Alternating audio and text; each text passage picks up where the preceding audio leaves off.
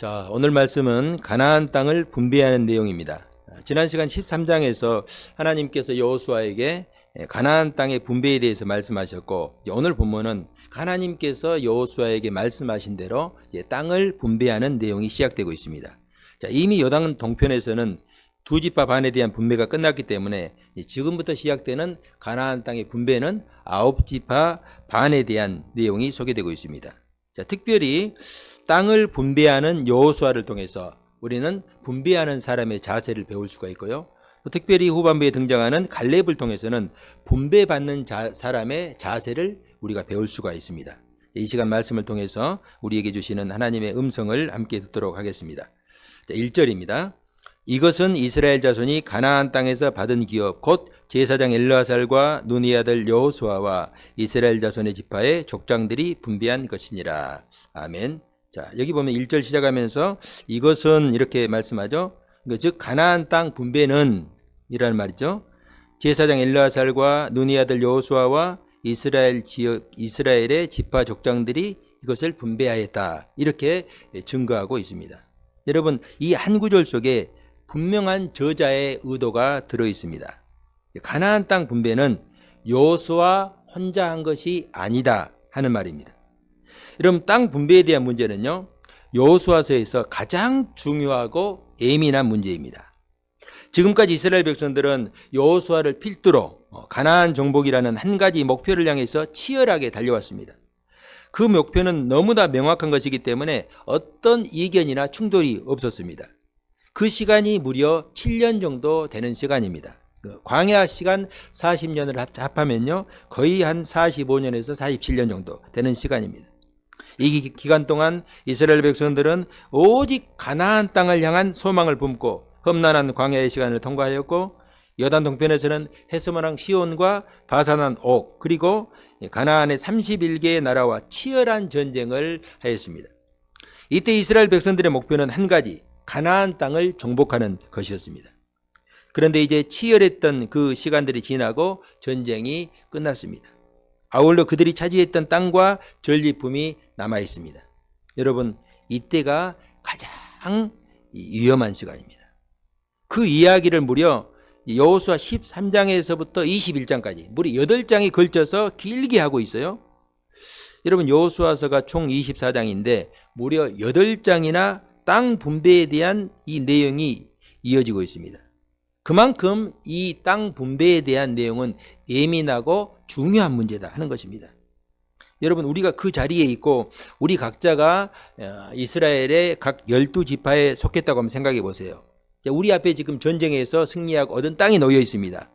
여러분이라면 어떤 땅을 가지고 싶을까? 우리 지파가 어떤 땅을 받았으면 좋겠다 하는 생각을 할까요? 그곳에는 이 가나안 땅에는 평지도 있고 산지도 있고 또 그리고 들판도 있고 골짜기도 있습니다.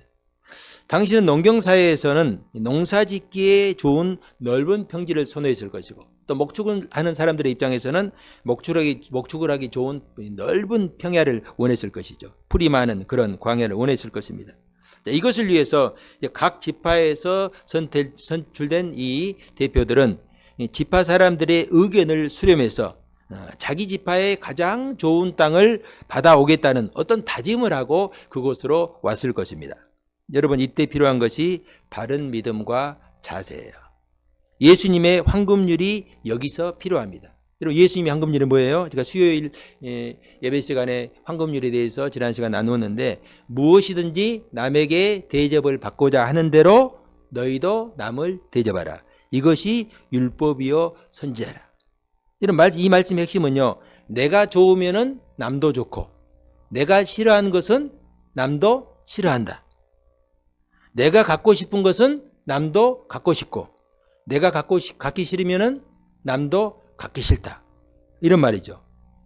이것이 성경이 말하는 핵심 정신이에요.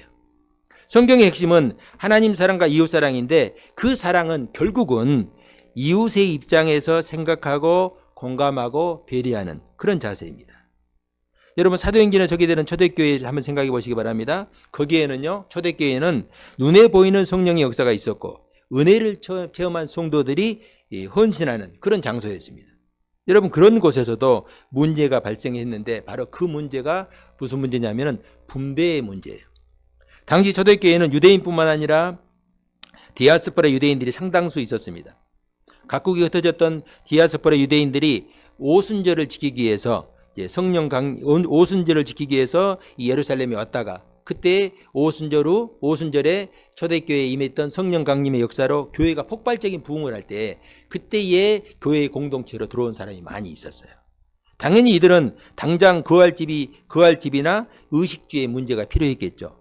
이 일을 위해서 바나바와 같은 헌신된 자들이 자신의 소유를 팔아서 교회를 섬겼습니다. 수많은 수천 명의 사람들이 있었으니까 이때 섬김의 대상은 당연히 생활 능력이 떨어지는 그런 사람들 중심이었을 것입니다. 그 중에서도 특별히 생활 능력이 가장 없었던 당시 고아와 과부와 객, 이제 성경에서 가장 가난한 사람을 세 부류로 지칭하고 있잖아요. 그 중에서도 과부들이 있었겠죠. 여러분 교회에서 열심히 봉사하는 사람들은 남자도 많이 있지만은 항상 여자들이 많이 있는 그런 특징이 있어요. 그 중에서도 이제 그 당시에는 요즘과는 많이 다르겠죠.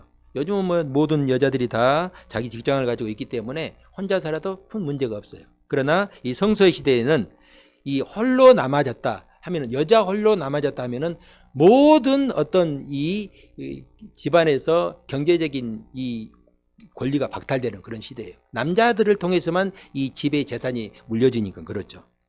자, 그런데 그때 초대교회에서 헬라파 그리스도인들이 불평을 하였어요. 당시 이제 초대교회는 헬라파 그리스도인 그리고 히브리파 그리스도인. 그 히브리파 그리스도인들은 원래 예루살렘과 유대 땅에 사는 사람들이었고 이 헬라파 그리스도인들은 디아스포라 유대인으로 다른 나라에 살고 있다가 오순절을 지키기 위해서 왔던 사람들이죠. 자, 그런데 이 헬라파 이 그리스도인들이 불평을 하기 시작합니다.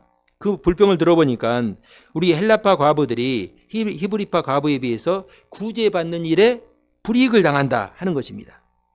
구체적으로 그게 어떤 문제인지 정확하게 성경은 설명하고 있지 않지만은 헬라파 사람들의 입장에서는 그렇게 생각할 수 있는 여지가 충분히 있었습니다. 여러분 손은 안으로 굽는단 말이 있죠. 그것처럼 실제로 이제 양식을 배분하는 분배하는 과정에서 그런 일이 있었을 수 있다라는 그런 생각이 들고요. 또 그렇지 않았음에도 불구하고 이 헬라파 이 유대인들의 입장에서는 그런 오해를 살 수도 있었겠다 하는 생각이 충분하게 들 수 있습니다. 이때 제자들이 어떻게 행동합니까? 자, 그들의 요구를 다 들었어요. 그리고 그들의 요구를 다 수용합니다. 그리고 이 일을 위해서 그냥 구제하고 또 성도들을 섬기는 일을 위해서 따로 7명의 집사를 선택하죠. 이때 최초의 집사가 선택이 되는 거예요. 자, 그런데 더 놀라운 것은 이때 뽑은 7명의 집사들의 이름을 쭉 보니까 전부 다 헬라식 이름이에요. 무슨 말이에요 이게? 새로 뽑은 모든 이 집사 7명이 히브리파 사람이 아니라 헬라파, 디아스포라 유대인을 중심으로 7명을 뽑았다는 것입니다. 그 제자들은 교회에서 발생할 수 있는 오해와 분란의 뿌리를 제거해버린 거예요. 또 문제를 제기하고 불평하는 사람들의 그 마음을 충분하게 헤아리고 그 사람들이 만족할 만하게 이 일을 해결했다는 것입니다. 여러분 이게 황금률의 정신이에요. 상대방의 입장에서 생각하고 상대방의 입장에서 문제를 접근하라는 거예요. 여러분 우리가 어떤 문제가 생기면 왜 문제가 해결이 안 되는 줄 아십니까? 상대방의 입장에서 들어주고 상대방의 입장에서 해결하려면 문제가 해결되지 않을 게 없어요. 그런데 모든 사람들은 어떤 문제가 생기면 내 입장에서만 주장을 해요. 그러니까 서로 평행선을 달리는 거죠. 부부싸움이 일어났어요. 왜 싸움이 일어나요? 내 입장에서만 생각하는 거예요. 내가 아내면은 남편이 그렇게 주장하면 남편의 입장에서는 그렇게 생각할 수도 있겠다. 또 남편은 아내 그걸 주장하면 곰곰이 생각해 보니까 나는 이렇게 생각했는데 아내의 입장에서 생각해 보니까 그렇게 생각할 수도 있겠다. 이렇게 서로 상대방의 입장에서 배려하고 판단해 주고 일을 해결하려고 하면 아무런 문제가 생기지 않습니다. 그런데 이것을 고집 나를 죽이지 않고 나를 부인하지 않고 계속 나의 주장만 하니까 평행선이 달리는 거예요. 자, 제사장 엘르아살과 눈의 아들 여호수아와 이스라엘 자손의 지파 족장들이 분배하였다 하는 말이 바로 이것입니다. 여러분 이 말씀이 굉장히 오늘 말씀의 핵심입니다. 여호수아는 모세의 뒤를 이은 최고의 지도자였죠. 그리고 모든 전쟁을 이끌었던 군대의 총사령관이었음에도 불구하고 자신의 기득권, 주도권을 주장하지 않았어요. 가장 중요한 시간이지 않습니까? 전쟁에 끝내고 전쟁에 승리하고 땅을 지금 분배하는 시간이에요. 이때가 가장 이 첨예한 시간이고 아주 긴장한 시간이죠. 여러분, 땅을 분배하는 사람을 지금 소개하고 있어요. 가장 먼저 누구의 이름이 나와 있어요? 방금 우리 읽었던 1절에 제사장 엘르아살, 대제사장 엘르아살이 소개되고 있습니다. 그 다음이 여호수아예요. 당연히 여호수아 이름이 먼저 나와야지. 성경이 기록은 그거예요. 가장 중요한 사람 순으로 나오는 거예요. 성경 이름은. 대제사장 엘르아살이 이름이 제일 먼저 소개되고 그 다음에 여호수아죠. 이 무슨 말이냐면 땅 분배의 주도권을 대제사장에게 이임하였다 하는 거예요. 여러분, 이것은 굉장히 중요한 말이고 결코 쉬운 일이 아니에요. 여러분, 우리나라의 역사를 보면요, 옛날에 무인시대, 특별히 고려시대 같은데 무인시대가 있었죠. 이런 시대는요, 전쟁이 많았던 시대예요. 그러니까 장수들이 필요했고 그 중에서 영맹을 펼쳤던 그런 장수들이 아주 힘을 이렇게 썼던 그런 시기이죠. 당연히 전쟁에서 공을 세운 장군들이 득세하였고 조정에서 요직을 차지하게 됩니다. 그러면서 갈등이 생기고 파벌이 일어나면서 나라가 어지러워지는 거예요. 여러분, 여호수아는요, 땅 분배의 권한을 대제사장에 주고 또 각 지파의 족장들을 거기에 참여시켰습니다. 그건 오해의 소지를 해소하고 공평하게 땅을 분배하겠다 하는 의지입니다. 저는 이것이 여호수아의 지도력이고 믿음이라 이렇게 생각합니다. 13장 7절 앞에 13장 7절 한번 봐보세요. 13장 7절에 보면은 너는 이 땅을 9지파와 므낫세 반지파에게 나누어 기업이 되게 하라. 이것은요, 하나님께서 여호수아에게 하신 말씀이죠. 하나님은 여호수아에게 이 땅을 나누어 기업이 되게 하라 이렇게 하셨어요. 제사장이나 각 지파의 지도자들과 의논해야 된다 이런 말이 없어요. 그런데 여호수아는 자신에게 주어진 권한을 마음대로 사용한 것이 아니라 공동체의 유익과 덕 그리고 평화를 위해서 자신에게 주어진 권한을 절제를 하였어요. 여러분, 그리스도인으로 산다는 것은요, 주님 말씀처럼 나를 부인하고 이웃을 섬기고 배려하는 것이에요. 어떤 사람이 신앙이 좋은가? 예배 열심히 드리고 봉사 열심히 하고 헌금 많이 하고, 물론 그것도 하나의 어떤 모습이 될 수가 있겠죠. 그러나 그렇게 살아도 내가 삶 속에서 나를 부인하지 못하고 이웃을 섬기고 배려하지 못한다고 한다면 그 신앙을 증명할 길이 없어요. 이런 삶 속에서 그리스도의 향기가 나는 것이고 또 복음의 열매를 맺히는 것이죠. 우리의 그런 성숙한 삶을 통해서 가정에서 직장에서 만나는 사람들에게 복음이 증거되는 거예요. 아, 예수 믿는 사람은 저거구나. 예수는 저런 분이구나 라는 것이죠. 저는 우리 성도님들이 이 여호수아의 이런 믿음의 자세를 닮아갈 수 있기를 주님의 이름으로 축복합니다. 2절입니다. 2절 다 같이 합독합시다. 시작. 그들의 기업을 제비 뽑아 9지파와 반지파에게 주었으니. 아멘. 자, 여호수아가 여호와께서 명령하신 대로 땅을 분배했다 하는 말씀입니다. 자, 여기서 우리가 한 가지 눈에 띄는 것이 땅을 분배하는 방법으로 어떤 방법을 선택했어요? 제비를 뽑았죠. 여러분, 제비를 뽑는다는 건 두 가지 이유가 있습니다. 하나는 어느 누구도 분배한 땅에 대해서 불평과 불만이 없게 하는 것입니다. 만약에 여러분 제비를 뽑지 않으면은 아무리 합리적이고 다수의 의견을 수렴한다 해도 모든 사람을 만족하게 할 수는 없어요. 왜냐하면은 모든 사람은 가장 좋은 땅을 원하기 때문에, 내가 좋은 땅을 원하면 다른 사람도 그 땅을 원해요. 그렇기 때문에 좋은 땅은 한정이 되어 있기 때문에 해결할 길이 없어요. 지금 미국과 이란이 전쟁을 끝내고 평화 협정을 맺는다고 지난주부터 계속해서 말을 하는데, 말은 하긴 하는데 결정을 내리지 못해요. 결정을 내리지 못한 이유가 어디 있겠어요? 서로 양보하지 않는 거예요. 나는 이것만큼은 절대로 양보하지 않겠다. 나는 절대로 이 협상에서 손해보지 않겠다. 그 협상이라는 것은 서로 조금씩 손해보고 양보해야 되는데 서로 손해보지 않겠다, 양보하지 않겠다, 지지 않겠다라고 이 자존심 싸움을 하니까 협상의 결론을 못 내리는 것이죠. 자, 오늘 본문의 말씀도 그거예요. 다른 하나는요, 제비 뽑는 이유는 제비로 뽑은 그 땅은 크든지 작든지, 결과가 어떻든지, 좋든지 험하든지, 이것은 하나님께서 그 지파에게 주신 땅이라는 의미를 가지고 있어요. 잠언 16장 33절에 보면은 제비는 사람이 뽑으나 모든 일을 작정하시는 이는 여호와께 있느니라. 자, 결국 제비를 뽑는다는 것은 모든 결과를 하나님께 맡긴다는 그런 의미입니다. 여러분, 사람은 본래 자기중심적이고 이기적인 존재이기 때문에 세상에는 절대적인 정의와 공의가 존재하기가 어렵습니다. 다른 사람이 보기에는, 대부분의 사람들이 보기에 이게 공평하다, 이게 정의롭다라고 판단되어도 내가 생각했을 때는 불공평하게 보일 수가 있어요. 다른 사람의 여러분 떡이 크게 보인다는 말이 그거예요. 똑같이 무게를 달하게 떡을 썰었어요. 나눠줘요. 그런데 딱 받아보면은 왠지 다른 사람의 떡이 크게 보여요. 똑같은 사과를 나가줬는데 왠지 상대방의 사과가 맛있게 보여요. 그래서 사람들이 보면은 이것 집보다 저것 집보다, 우리 또 가게 가서 그러죠. 이 물건 집보다 저 물건 집보다. 사실은 무게가 똑같아요. 그 진열할 때 무게 재가지고 오거든요. 그 무슨 말이에요? 내가 손해보지 않겠다는 거예요. 조금이라도 좋은 건 내가 가져가겠다, 그 말이죠. 그게 사실은 우리 모든 사람들의 마음 아니겠습니까? 우리 이영하 집사님 가게에서 어떤 사람이 똑같은 과일을 넣고 이것 들었다 저것 들었다, 마음 상해 안 상해요? 예, 보기 싫죠. 예. 하나님이 보기에는 얼마나 보기 싫겠어요. 그게 사실은 그 마음속에 탐욕이고 욕심이거든요. 내가 손해보지 않겠다. 내가 예를 들어서 이런 마음을 가져봅시다. 과일이 있어요. 내가 지금 가서 당장 먹어. 그런데 과일인데 조금 흠이 있는 거 있어. 내가 이거 당장 지금 집에 가서 먹을 거예요. 그러면은 흠이 있는 것을 가져가겠어요? 안 가져가겠어요? 안 가져가죠. 저라면 가져오겠어요. 저라면 가져오겠어요. 당장 가서 먹을 것이니까. 말은 이렇게 하지만 저도 어떻게 할지는 모르는데, 저라면 만약 그걸 가져와요. 그러면 그건 보는 사람이 아무도 없겠죠. 없을 수도 있어요. 그러나 보는 사람이 있을 수도 있어요. 그 주인이 만약 그것을 봤어요. 그 주인의 마음이 어떻겠어요? 얼마나 고맙겠어요? 얼마나 이쁘겠어요? 그런데 사람은 보지 않아도 보는 분이 있어요. 누가 봐요?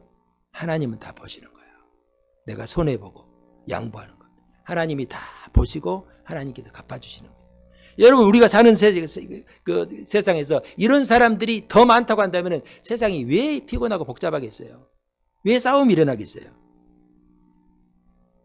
똑같은 떡을 나누어줘도 내 눈에는 다른 사람의 떡이 크게 보이는 것이 사실이에요. 이건 내 마음속에 있는 이기적인 속성 때문입니다. 이런 시각으로 보면요, 결코 공평한 분배를 기대하기 어렵습니다. 결국은 이 제비를 뽑는다는 것은 모든 결과를 하나님께 맡긴다 하는 의미입니다. 이런 마음을 가지고 있으면요, 하나님이 주실 땅을 기대하고 하나님이 주신 땅을 기뻐하고 감사하게 받을 수가 있습니다. 다른 사람과 비교했을 때에 분명히 부족하고 아쉬운 면이 있어요. 내가 어떤 것을 선택하더라도 내가 다른 사람에 비해서 부족하게 보이는 게 있을 수가 있어요. 그러나 이것이 하나님께서 나에게 주셨다 하는 믿음으로 받으면요, 그것이 나에게 가장 좋은 땅이라는 믿음으로 받을 수가 있습니다. 너희가 악한 자라도 좋은 곳으로 자식에게 줄 줄 알거든 하물며 하늘에 계신 너희 아버지께서 구하는 자에게 좋은 곳을 주지 않겠느냐. 이것이 하나님께서 나에게 주셨다고 한다면, 지금 내 마음에 안 들어도 하나님께 주셨다고 한다면 그것이 나에게 가장 좋은 거예요. 그걸 믿음으로 받으면요, 감사함으로 받을 수가 있어요. 오늘 내가 서 있는 자리는요, 하나님께서 나에게 주신 최고의 복된 자리라 하는 것을 우리가 잊지 말아야 돼요. 이게 믿음입니다. 물론 어떤 사람은 이미 하나님께 주신 축복을 누리면서 푸른 초장과 실만한 물가에서 거니는 사람들이 있을 수가 있어요. 그러나 어떤 이들은 아직은 사망의 음침한 골짜기를 지나는 과정일 수도 있습니다.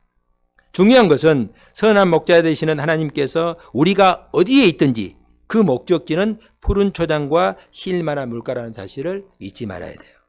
그러면은 오늘 내게 주신 자리, 가정, 직장, 모든 관계를 감사함으로 받을 수 있어요. 이스라엘 백성들이 출애굽에서 광야에서 불평했던 이유가 뭐예요? 그 광야만 바라봤기 때문이에요. 지금 이스라엘 백성들을 하나님께서 출애굽시킨 이유가 뭐예요? 뭘 주시기 위해서?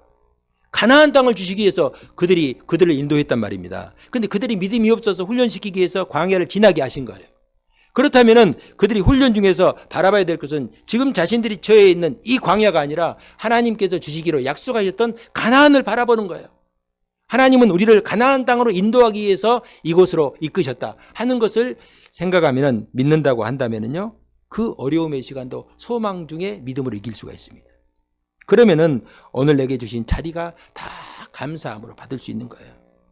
저는 우리 성도님들이 이 믿음으로 살아갈 수 있기를 축복합니다. 하나님께 주신 자리를 감사함으로 받을 수 있기를 주님의 이름으로 축복합니다. 6절입니다.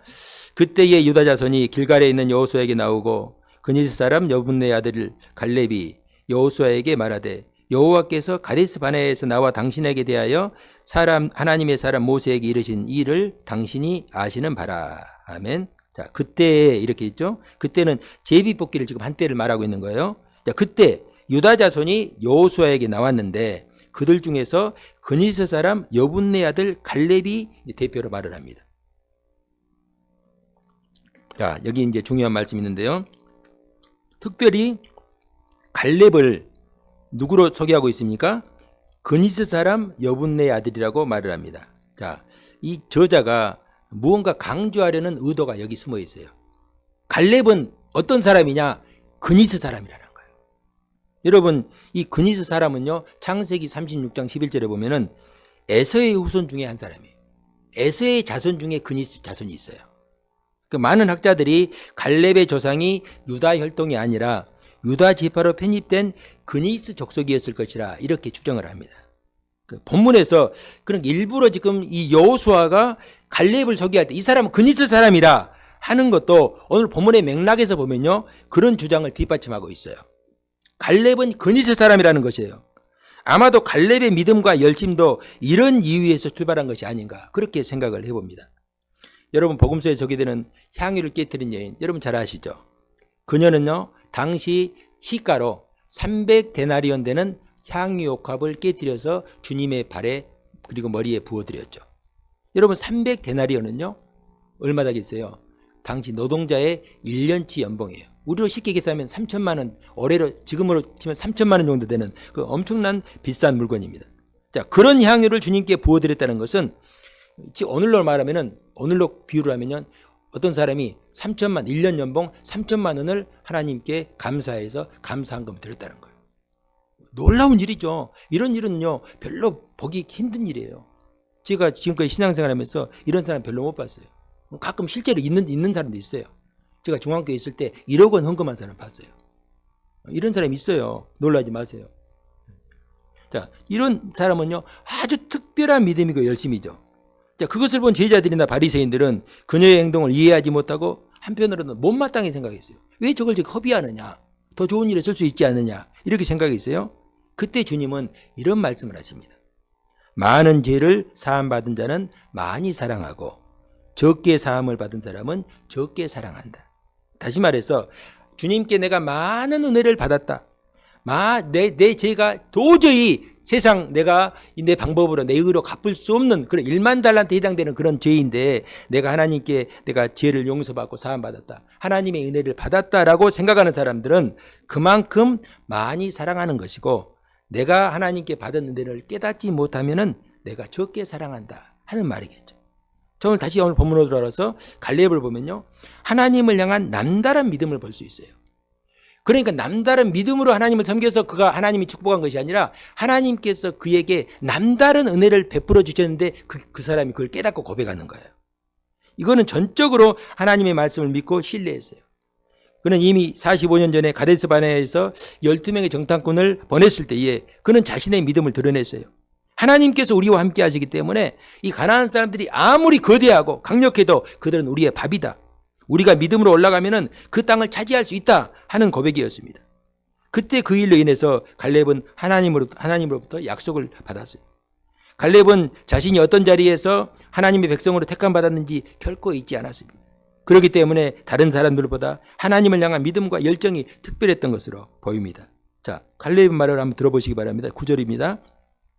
그날에 모세가 맹세하여 이르되 내가 내 하나님 여호와께 충성하였은즉 내 발로 밟는 땅은 영원히 너와 내 자손의 기업이 되리라 하였나이다. 자, 여기서 내 발로 밟다, 이 밟다라는 히브리어는요, 다라크라는 단어인데 보니까 시제를 보니까요, 완료형 시제예요. 제가 좀 헷갈려가지고 이 시제를 찾아봤거든요. 완료형 시제예요. 그러니까 이것은 앞으로 내가 밟을 땅이 아니라 그가 45년 전에 가나안 땅을 정탐할 때 하나님께서 주실 것으로 믿고 밟았던 그 땅을 지금 말하는 거예요. 그때 내가 그 믿음으로 밟았던 땅을 내가 너에게 주겠다 그 말이죠. 이 표준 세번역 성경을 보면요, 이렇게 정확하게 해석을 하고 있습니다. 너의 발로 밟은 땅이, 너의 발로 앞으로 밟을 땅이 아니라 밟은 땅이 영원히 너와 내 자손의 유산이 될 것이다. 이렇게 번역하고 있어요. 지금 갈렙이 주장하는 것이 이거예요. 그날 45년 전에 12명의 정탐꾼과 함께 정탐할 때 내가 그때 밟았던 땅, 하나님께서 모세를 통해서 나에게 주시겠다, 그 땅을 주시겠다고 했으니까 주십시오 라는 요구입니다. 자, 이어서 10절에 11절. 이새 보소서, 여호와께서 이 말씀을 모세에게 이르신 때로부터 이스라엘이 광야에서 방황한 이 45년을 동안 여호와께서 말씀하신 대로 나를 생존하게 하셨나이다. 오늘 내가 85세로 돼 모세가 나를 보내셨던 날과 같이 오늘 또 내가 여전히 강건하니 내 힘이 그때나 지금이나 같아서 싸움이나 출입에 감당할 수 있나니. 아멘. 자, 갈렙의 고백입니다. 45년 광야 생활 동안 여호와께서 말씀하신 대로 나를 이렇게 생존하게 하셨습니다. 지금 내가 이렇게 살아있는 것이 하나님의 역사이고 증거라는 것입니다. 당시 여러분 이 20세 이상의 전쟁에 나갈 만한 남자로서 이 갈렙과 함께 한 세대는 모두 다 광야에 다 죽었죠. 그리고 오직 갈렙과 여호수아만 생존하여서 가나안 땅에 들어올 수가 있었습니다. 이 말이에요. 보십시오. 내가 이렇게 살아있는 것이 하나님이 약속하신 말씀대로 된 것이고 그 증거라는 거예요. 그냥 살아있는 것이 아니라 내가 나이가 85세임에도 여전히 강건하고 전쟁에 나갈 수 있다는 거예요. 이것은 하나님께서 내가 그 땅을 차지하라는 증거 아닙니까? 그 말이에요. 이것이야말로 하나님께서 약속하신 말씀대로 응답하신 것이 아니고 무엇이겠느냐 하는 그런 마음입니다. 갈렙의 고백을 통해서 우리가 알 수 있는 것은요, 하나님은 약속하신 사명을 감당하게 하시기 위해서 그의 생명과 건강을 지켜주신다 하는 것입니다. 여러분, 하나님께서 사명을 주셨으면 그 힘과 능력을 주실 뿐만 아니라 끝까지 그것을 감당할 수 있도록 하나님께서 지켜주시고 인도해 주십니다. 우리가 이것을 잊지 말아야 돼요. 사도 바울은 다메섹 도상에서 예수님을 만난 후 박해자에서 그가 전도자로 변화했죠.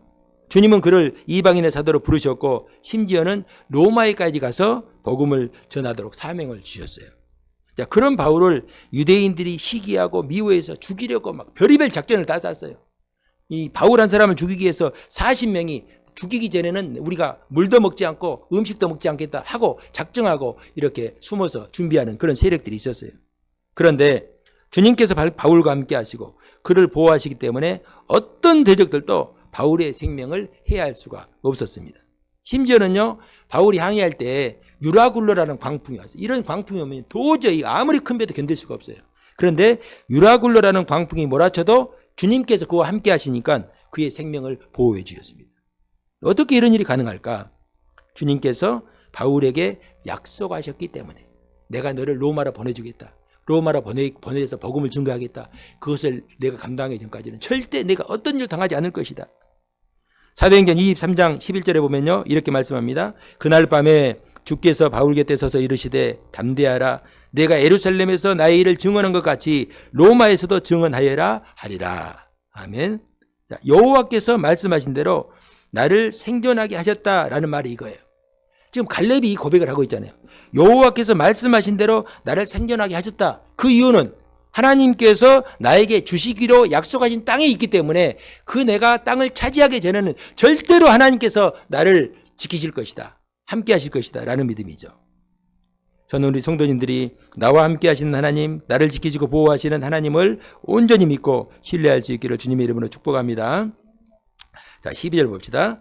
그날에 여호와께서 말씀하신 이 산지를 지금 내게 주소서. 당신도 그날에 들으셨거니와 그곳에는 안악 사람이 있고 그 성읍들은 크고 견고할지라도 여호와께서 나와 함께 하시면은 내가 여호와께서 말씀하신 대로 그들을 쫓아내리라. 아멘.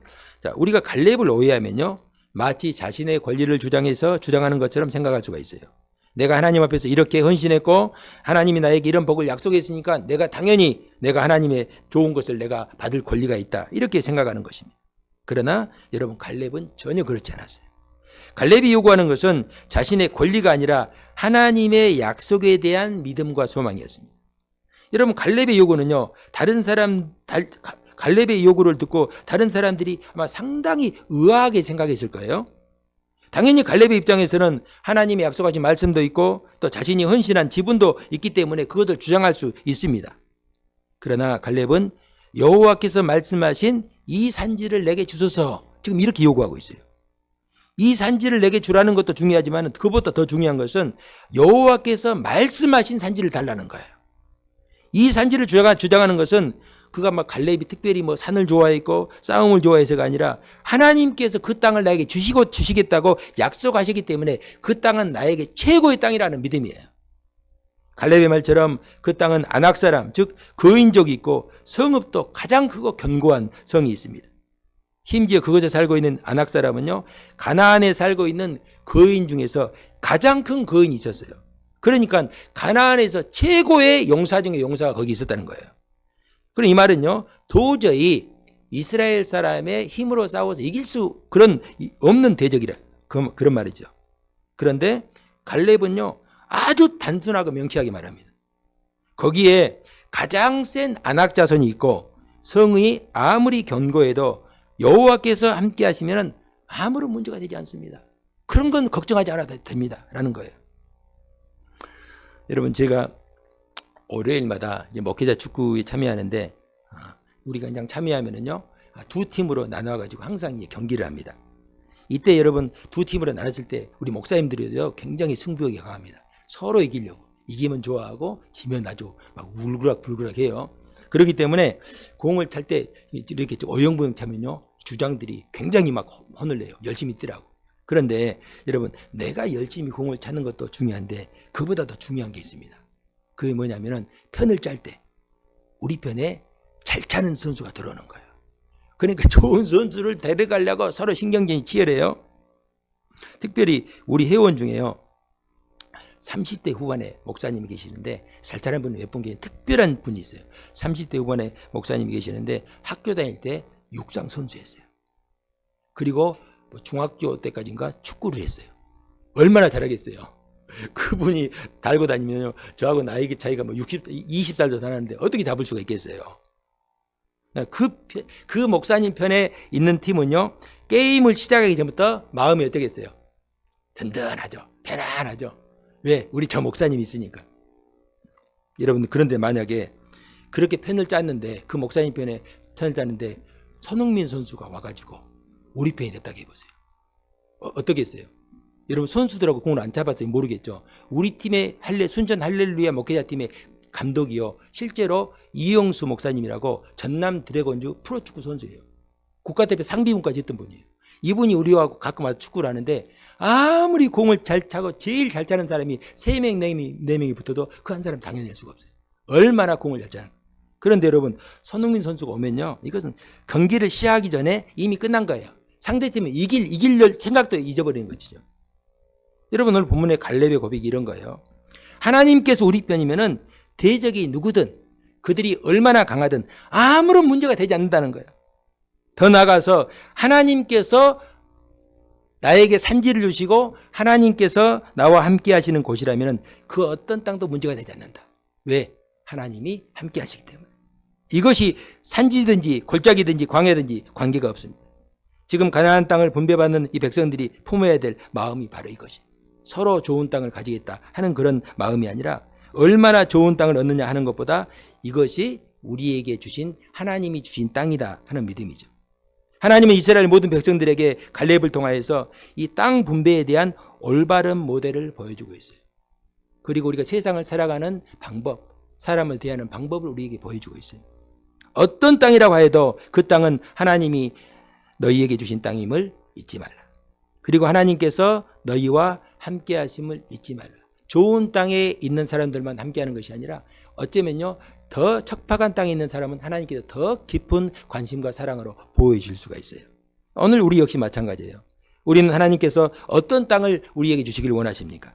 하나님께 주시기를 원하는 가정은 어떤 가정이에요? 우리는 어떤 가정을 이루시기를 원합니까? 어떤 남편, 어떤 아내, 어떤 자녀가 되기를 원하고 바라고 있습니까? 그리고 또 교회는 어떤 교회를 원하십니까? 어떤 직장에서 일하기를 원하십니까? 여러분, 하나님께 주신 것들이 가장 나에게 좋은 것임을 기억하시기 바랍니다.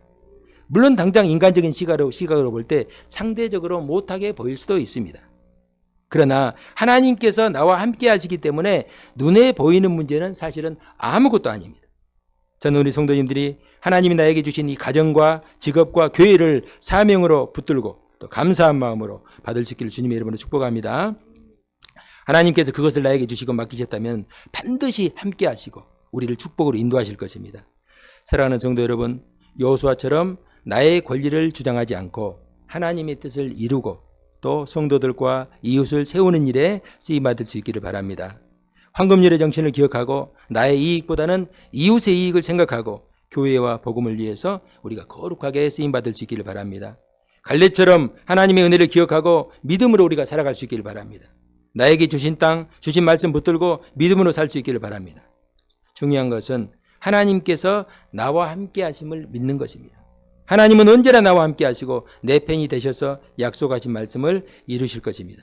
우리가 이 한 주간도 이 믿음으로 주님께 소망을 두고 믿음으로 살아갈 수 있기를 주님의 이름으로 축복합니다.